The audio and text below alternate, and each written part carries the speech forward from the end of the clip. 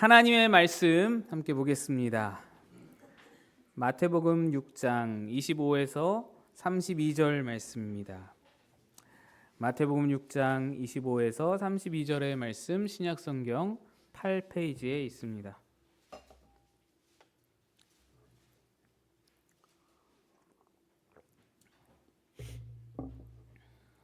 우리 함께 조금 길지만 합독해서 읽겠습니다. 시작.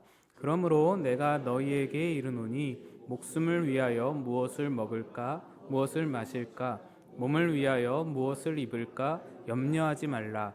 목숨이 음식보다 중하지 아니하며 몸이 의복보다 중하지 아니하니. 공중의 새를 보라. 심지도 않고 거두지도 않고 창고에 모아 들이지도 아니하되 너희 하늘 아버지께서 기르시나니 너희는 이것들보다 귀하지 아니하냐. 너희 중에 누가 염려함으로 그 키를 한 자라도 더할 수 있겠느냐. 또 너희가 어찌 의복을 위하여 염려하느냐. 들의 백합화가 어떻게 자라는가 생각하여 보라. 수고도 아니하고 길쌈도 아니하느니라.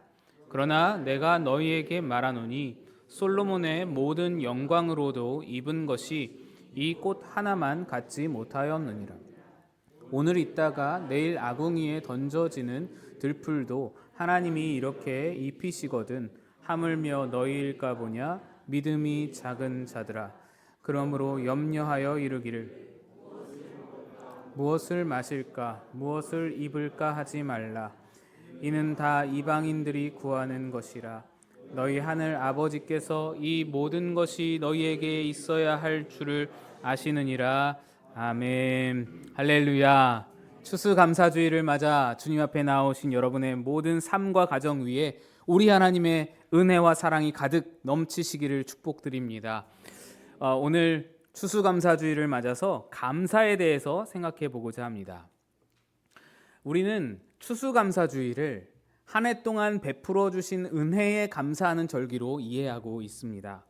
물론 그것이 틀리지 않습니다만 추수감사절이 어떻게 지켜지게 되었는지를 생각해 보면 추수감사절의 의미가 1년 수확에 감사하는 것을 넘어서 더 본질적으로 나아갈 부분이 있다라는 것을 보게 됩니다. 처음 추수감사주일은 잘 아시다시피 영국 청교도들에 의해 지켜졌습니다. 그들은 영국 안에서 종교적인 박해를 받다가 신앙의 자유를 찾아 신대륙으로 가는 메이플라워호에 승선하게 됐습니다. 무려 66일간의 거친 항해를 끝내서 그 끝에 항해 끝에 1620년 11월에 그들이 도착한 곳은 목적지였던 버지니아가 아닌 훨씬 더 북쪽의 매사추세츠였습니다. 게다가 그들이 도착한 시기는 최악이었습니다.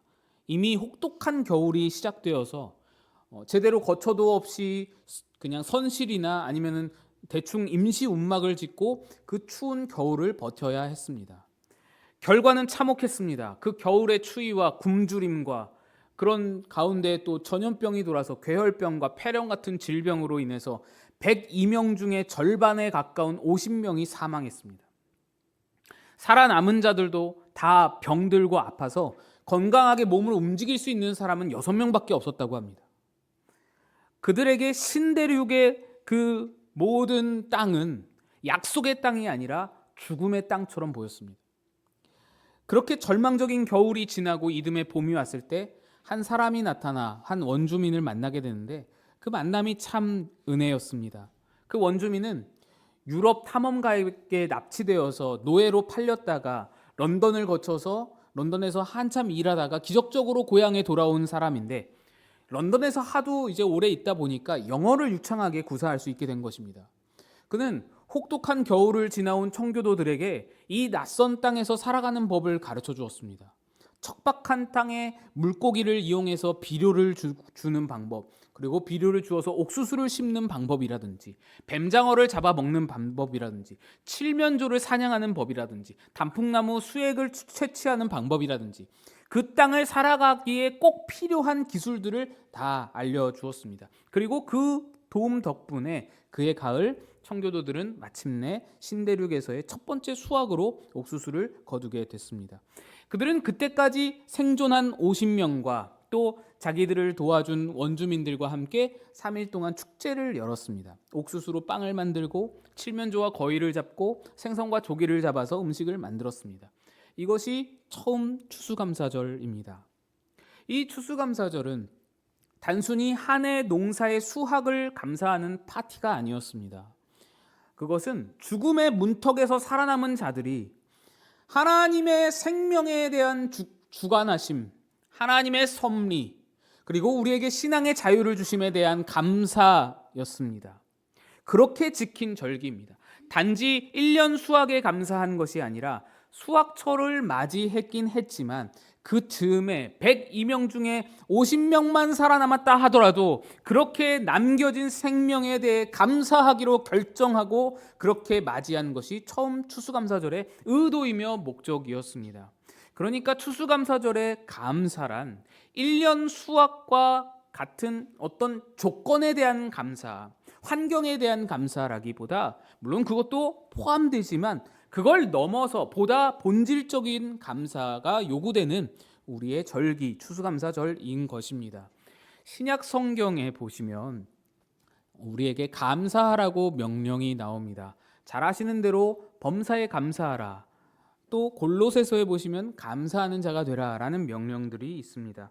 근데 이것들은 모두 다 아시는 대로 사도 바울의 서신서에 들어있는 사도 바울의 말씀입니다. 그러면 예수님은 어떨까요? 뜻밖에도 예수님은 우리에게 감사하라는 명령을 하신 적이 한 번도 없습니다. 복음서 그 어디를 보셔도 너희는 감사하라, 감사하는 자가 되어라 라는 가르침을 주신 바가 없습니다. 그런데 감사하라 라고 하는 적극적이고 긍정적인 명령의 표현은 없더라도 그 반대로 부정적이고 소극적인 표현으로 우리에게 감사를 명령하신 바는 있습니다. 그게 바로 오늘 본문입니다. 염려하지 말라라고 하시죠.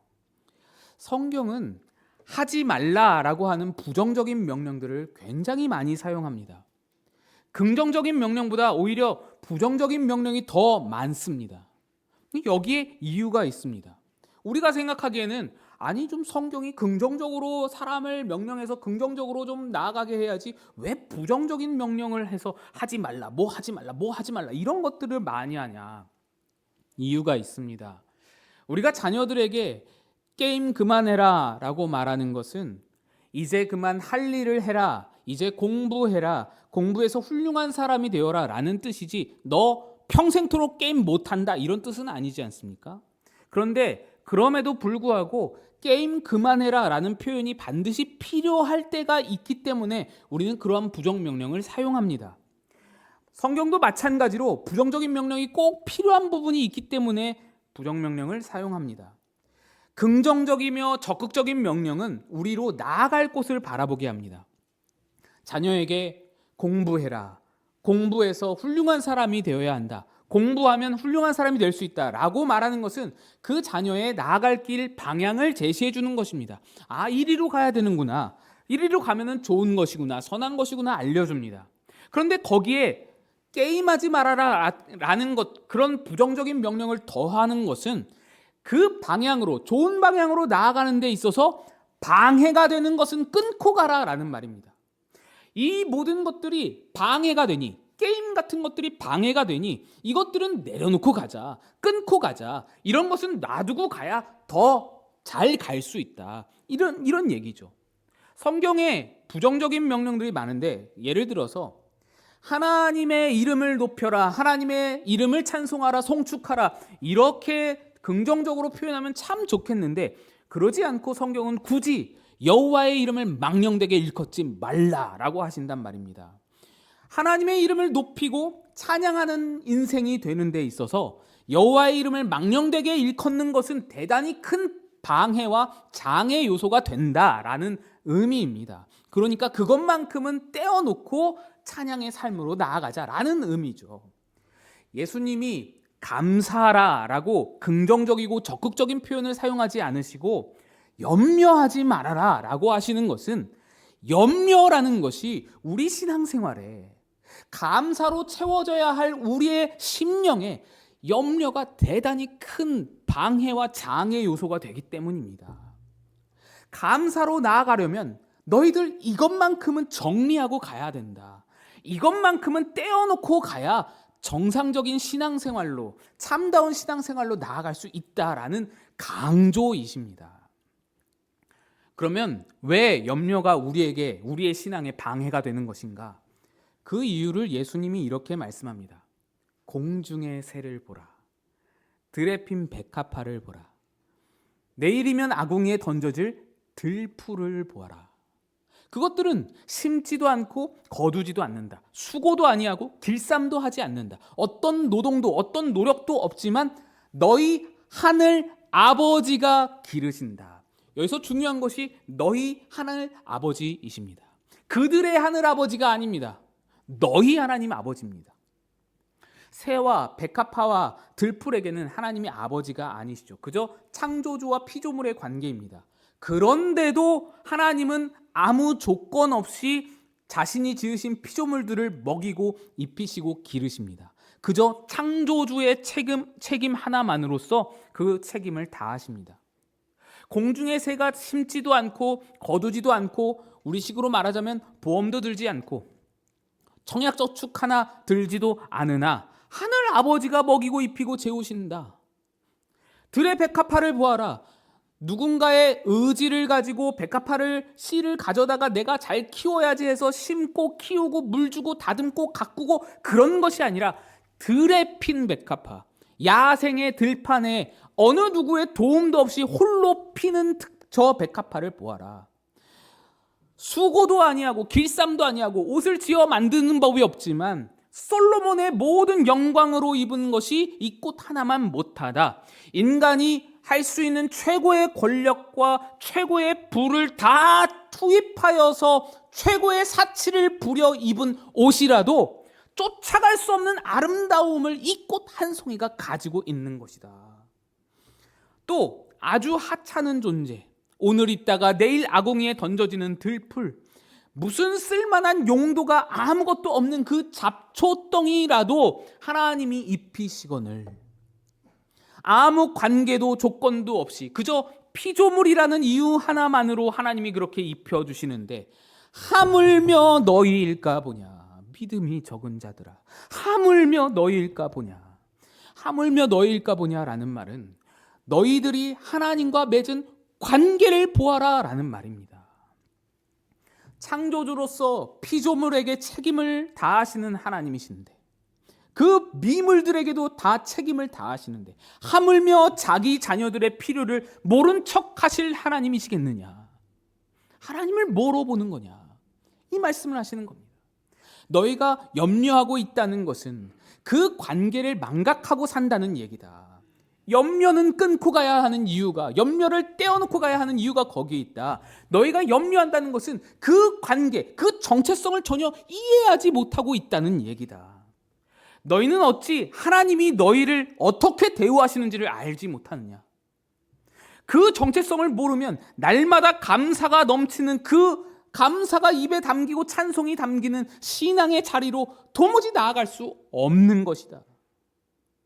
염려가 해결돼야 감사가 이루어진다. 염려하지 마라. 그러니 염려하지 마라. 너희에게 주신 정체성을 이해하는 자가 되라 라는 말씀을 예수님이 우리에게 주시는 것입니다.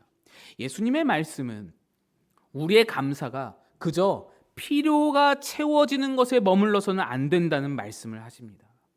우리는 우리의 필요를 채우기 위해 사는 존재가 아닙니다. 우리의 필요는 아무리 채워보아도 만족이 없습니다.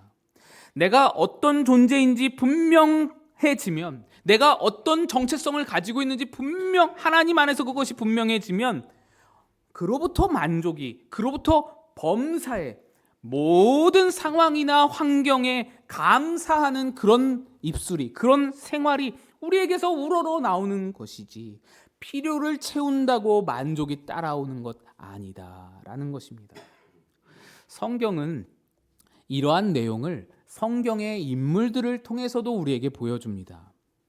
그 아주 대표적인 인물이 야곱입니다.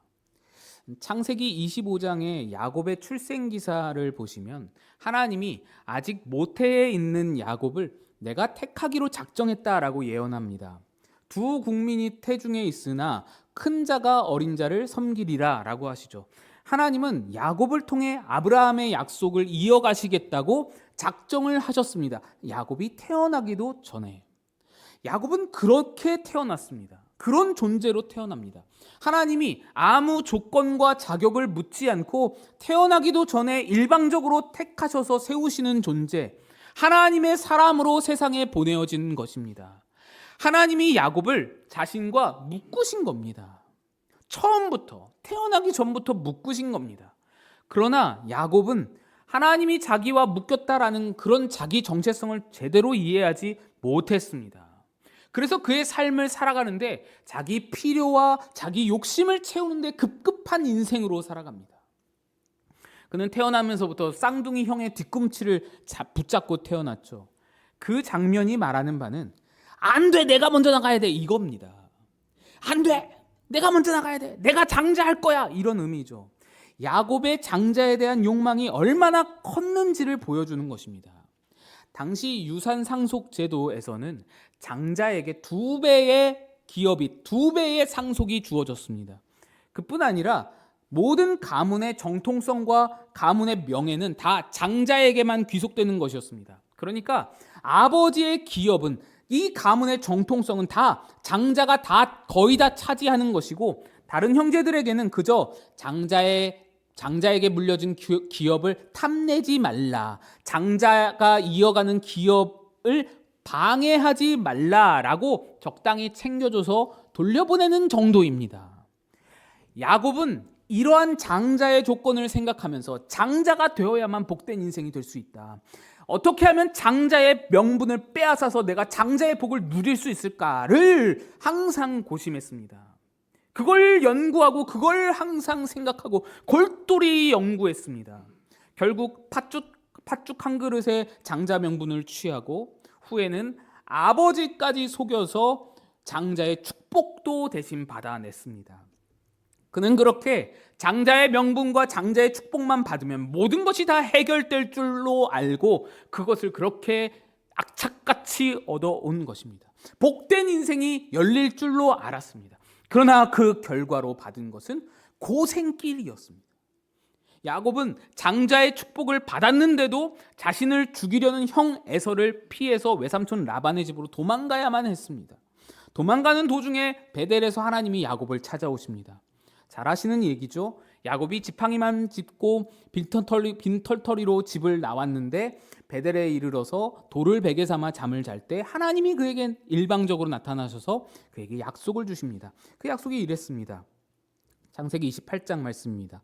나는 여호와니 너의 조부 아브라함의 하나님이요 이삭의 하나님이라. 내가 누워있는 땅을 내가 너와 내 자손에게 주리니 내 자손이 땅의 티끌같이 되어 내가 서쪽과 동쪽과 북쪽과 남쪽으로 퍼져나갈지며 땅의 모든 족속이 너와 내 자손으로 말미암아 복을 받으리라. 우리 다 같이 읽어보겠습니다. 15절 시작.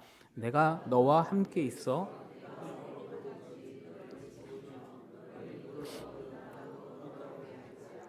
내가 내게 허락한 것을 다 이루기까지 너를 떠나지 아니하리라. 아멘. 하나님이 나타나셔서는 야곱에게 복을 주시겠답니다. 이 말은 무슨 말이냐면, 무슨 의미냐면 너의 복은 너가 만드는 게 아니다 라는 말씀입니다. 내가 너에게 주는 것이지 내가 너에게 복을 주기로 이미 작정을 해둔 것이다. 내가 너에게 약속하고 내가 그 약속을 이루어가는 것이 너의 복이다. 너가 만드는 것 아니야. 너가 만들어서 얻은 결과를 보아라. 너가 이미 지금 만들어 봐서 너가 시도해서 만들어낸 결과를 보아라. 빈털터리로 집에서 쫓겨나듯 도망와서 목숨을 걸고 그렇게 형이 쫓아오는 것을 도망와서 돌베개 베고 잠을 자는 처량한 신세가 너가 만들어낸 결과 아니냐. 내가 너에게 아브라함의 약속을 이룰 것이다. 내가 할 일이다. 자손들이 많아지게 할 것이다. 그리고 그때까지 너를 떠나지 않고 복을 주겠다. 이때의 야곱은 복을 받을 만한 이유가 하나도 없었습니다. 그는 하나님과 묶인 자로 약속을 가진 자였지만 하나님의 자녀다운 구석이 하나도 없었습니다. 형 속였죠. 아버지 등쳐먹었죠. 도망가는 신세입니다. 야곱이 베델에서 엎드려서 하나님 앞에 막 회개하고, 하나님, 내가 내 뜻대로, 내 마음대로, 내 욕심대로 살았습니다. 용서해 주세요. 회개하고 기도해가지고 하나님이 나타나신 것이 아닙니다. 야곱은 그 자리에서 그냥 에라 모르겠다 배째라, 죽일 테면 죽여라 라고 그냥 돌베개 베고 그냥 피곤해서 쓰러져 잠을 자고 있는데 하나님이 일방적으로 찾아오셔서 복 주시겠답니다. 너의 복은 내가 만드는 것이라고 알려주시려고 찾아오신 겁니다. 너가 가지고 있는, 이미 너가 누리고 있는 권한이 뭔지를 아는 자가 되어라, 이 말씀하시는 겁니다. 내가 너와 함께 있겠다, 어디로 가든지 너를 지키겠다라는 말씀이 무엇인가요? 너는 나와 묶였다라는 겁니다. 떨어질 수 없다. 너 어디로 가든지 내가 함께 끌려갈 수밖에 없다. 너가 가진 조건과 상관없이, 너의 잘잘못에 관계없이 내가 너와 함께 일을 하겠다. 너에게 허락한 복을 다 이루기까지는 나는 절대로 쉬지 않는다. 너를 떠나지 않겠다라고 말씀하신 겁니다. 그러나 야곱은 이 약속이 뭘 의미하는지 도무지 알지를 못했습니다. 그냥 털레 외삼촌의 집으로 향했습니다. 거기서도 여전히 자기 정체성을 이해하지 못하고 약속에 걸맞게 살지 못하고 자기 멋대로 삽니다. 채우는 삶으로, 노력으로, 열심으로 자기 삶을 채우는 삶을 살았습니다. 그래서 그렇게 20년을 사는 동안에 그 노력 덕분에 어느 정도 열매를 거뒀죠. 부인도 많이 얻었고 아들도 많아져서 또 재산도 엄청나게 많아져서 거부가 되어서 돌아오게 됩니다. 그러나 그 거부라는 말이 금이 환향을 말하는 것은 아니었습니다. 그는 외삼촌의 아들들에게도 미움을 사가지고 또다시 도망치듯 빠져나온 것입니다. 외삼촌이 이번에는 외삼촌이 죽이려고 쫓아오는 바람에 또 한 번 위기를 넘겼습니다. 그러다가 이제는 더 큰 위기, 형 에서가 400명이나 되는 용병을 데리고 야곱을 죽이러 온다는 소식을 듣게 되죠. 그러자 야곱은 야복나루에서 형이 오는 방향으로 지금까지 자기가 쌓아온, 자기가 벌어온 모든 소유를 차례차례 다 선물로 보냅니다. 다 보냅니다. 모든 가축을 먼저 보내고 그 다음에 아들들을 보내고 부인들을 보내고 그렇게 야복강을 사이에 두고 건너편에서 이 모든 선물을 보낸 뒤에 자기는 지켜보다가 형 에서가 그 모든 소유를 선물로 받고 마음이 풀어지면 내가 살 것이고, 만약에 형 에서가 그 모든 선물을 받고도 살기가 등등하여 내 아들들을 치게 되면 그때는 나는 지켜보다가 걸음아 날 살려라 하고 도망칠 것이다. 그 작정을 하고 야복강 건너편에서 지켜보는 것입니다. 그렇게 밤을 홀로 지셉니다. 밤이 새도록 고민하고 서성이고 초조해야 합니다. 언제 형이 들이닥칠지 모르니 잠자리에 들 수가 없습니다. 바로 거기에서 하나님이 야곱을 다시 한번 찾아오시는 겁니다. 이 야곱의 생애를 보시면 하나님이 야곱에게 약속하시고 작정하신 하나님의 뜻이 어떻게 이루어지는가를 볼 수 있습니다. 하나님은 당신의 뜻을 야곱에게 강요하시거나 야곱을 억지로 조종하여 이루지 않습니다. 야곱이 고집을 부려서 엉뚱하게 나아간다면 하나님은 그걸 지켜보십니다. 내버려두고 지켜보십니다. 자기 정체성을 모른 채 엉뚱한 것을 채우려고 허덕여도 말씀만 하실 뿐이지 한 번 꾸지람 없이 묵묵히 그의 곁을 지켜주십니다. 묶인 존재로 함께 걸어가십니다. 그러면서 무엇을 이루십니까? 야곱이 자기 스스로 자기 삶에 채워넣은 그 허망한 것들이 뭘 만들어내는지를 계속해서 확인시켜 주십니다. 그가 가진 재물, 그가 만들어낸 어떤 성취, 그가 만들어낸 어떤 재물, 그가 악착같이 노력하여서 얻은 모든 결과들이 자기 영혼에 자기 행복과 자기 만족을 줄 수 없다는 것을 직접 경험하게, 직접 눈으로 보게 확인시켜서 보여주는 것이 야복 나루터의 사건입니다. 야곱은 야복 나루터에서 자기 소유와 자기 자랑이, 자기가 쟁취한 장자의 명분과 자기가 빼앗은 아버지의 장자의 축복 기도가 자기가 당면한 위기에서 전혀 자기에게 도움이 안 된다는 것을 봅니다. 아무 도움이 안 됩니다. 하나 지켜주지를 못합니다. 너무나 중요한 것이라고 여겨서 그렇게 악착같이 모으고 악착같이 속여서 빼앗으며 살아왔는데, 야뽕나루토에서 그렇게 모아온 모든 것들을 다 내주고도, 다 먼저 보내고도, 그걸 다 내줬는데도 불구하고 자기 마음속에 불안감 하나 지워내지를 못하는 겁니다. 모든 것을 다 내어주고도 편안히 잠에 드는 잠 한숨조차 살 수가 없는 것입니다. 얼마나 비참합니까? 바로 그 자리에서 하나님이 다시 찾아오신 겁니다. 그리고 거기에서 하나님의 고집과 야곱의 고집이 한판 씨름으로 붙었습니다. 결과는 야곱의 참패였습니다. 환도뼈가 탈구되어서 평생 절름발이가 되었습니다. 이제 에서가 들이닥쳐도 야곱이 작전했던 대로 도망갈 수가 없는 지경에 이르렀습니다. 그런데 그 지경에 이르렀는데도 여전히 깨닫지 못하고 자기 정체성을 알지 못하고 하나님을 붙들고 뭐라고 합니까? 나를 축복하소서라고 하죠. 내 부족함, 내 필요를 채워줘야만 내가 살 수 있습니다. 날 채워주소서라고 요구하는 것이죠. 그러자 하나님이 그에게 축복은 안 하고 채워주지는 않고 뭐라고 하십니까? 하나님이 그에게 주시는 것이 무엇입니까? 이름입니다. 이름. 이스라엘이라는 이름입니다. 이름을 주신다는 것은 정체성을 확인시키는 것입니다. 그의 원래 이름 야곱은 발뒤꿈치를 잡는 자라는 뜻입니다. 이것은 약탈하는 자, 속여 빼앗는 자라는 속뜻을 가지고 있습니다. 야곱은 약탈하는 자로 자기 인생을 살았다라는 것입니다. 스스로 노력해서 채워야 하는 인생, 노력해서 안 되면 속이더라도 사기를 쳐서라도 빼앗고 강탈해서라도 채워야만 하는 인생을 살아왔던 것이 야곱의 인생이었습니다.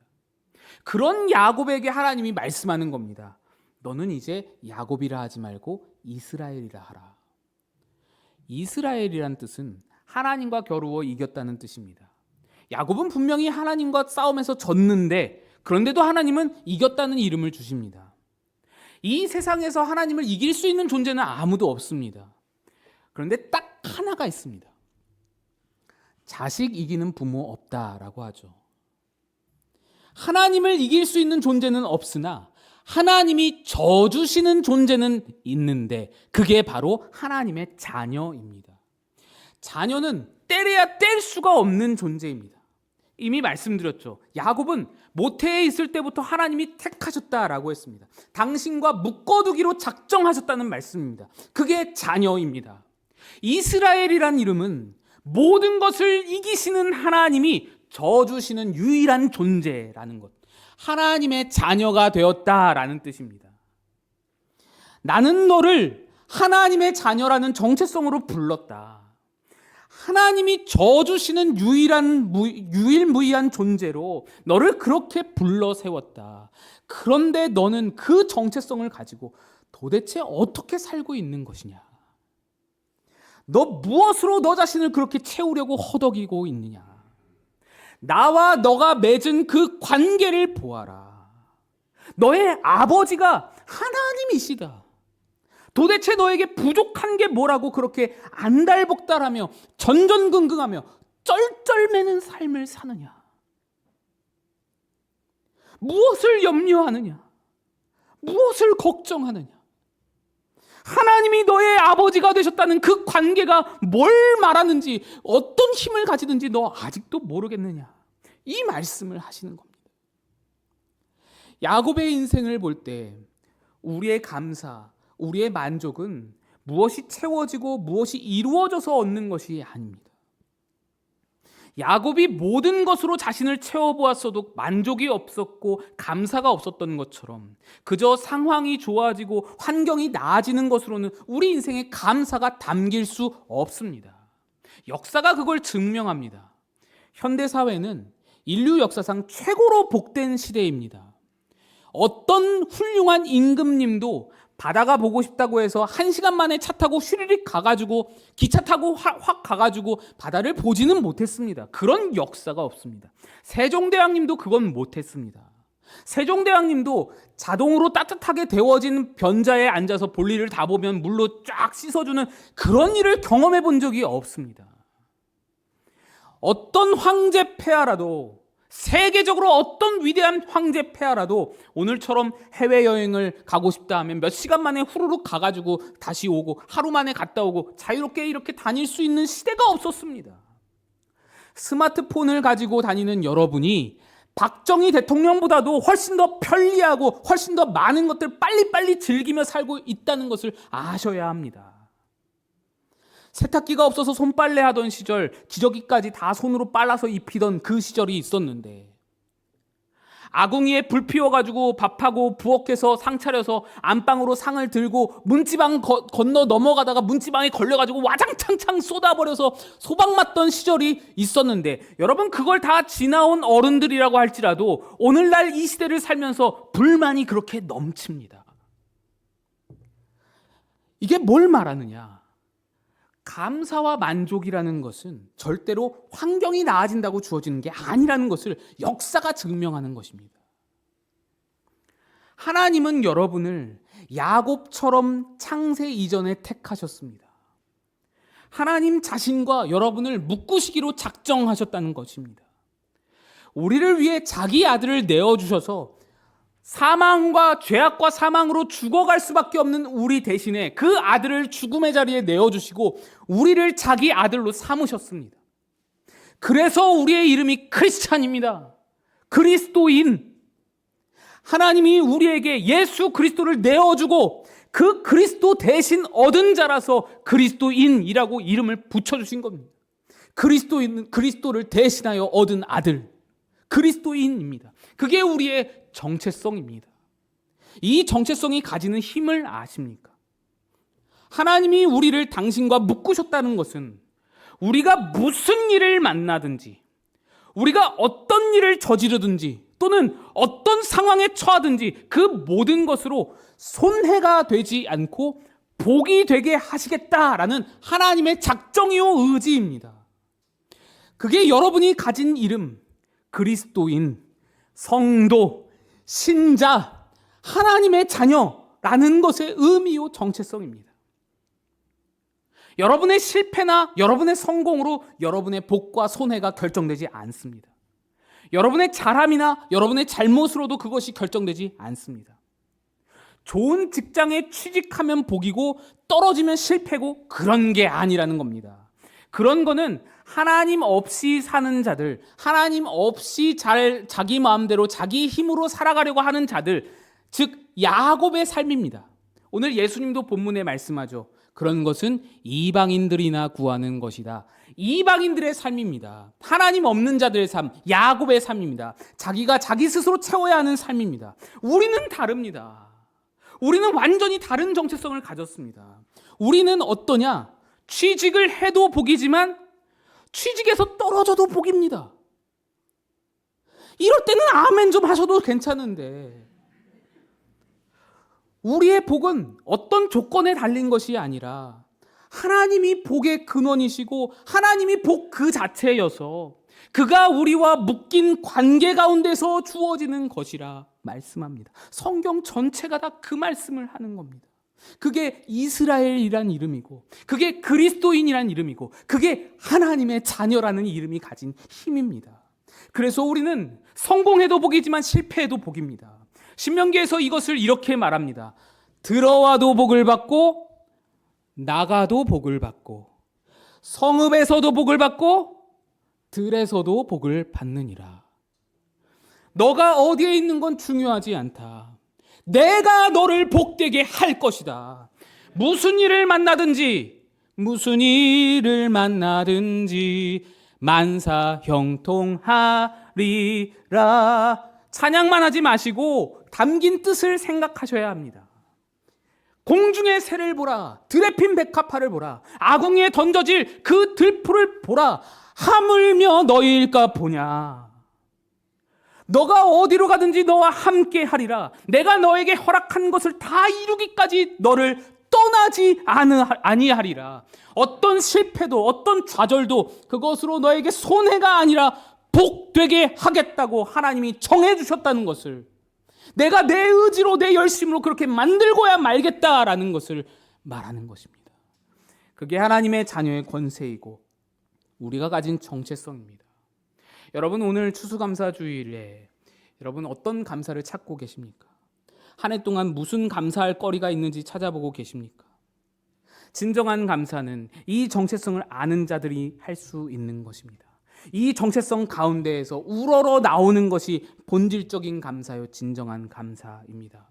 오늘 말씀처럼 여러분의 모든 염려와 불평과 원망을 내려놓고 이 감사와 찬양과 기쁨이 여러분의 입술에, 여러분의 심령에 가득가득 담겨지기를 주님의 이름으로 축복드립니다. 기도하겠습니다. 하나님 아버지 감사합니다. 다시 한번 추수감사절이 돌아왔습니다.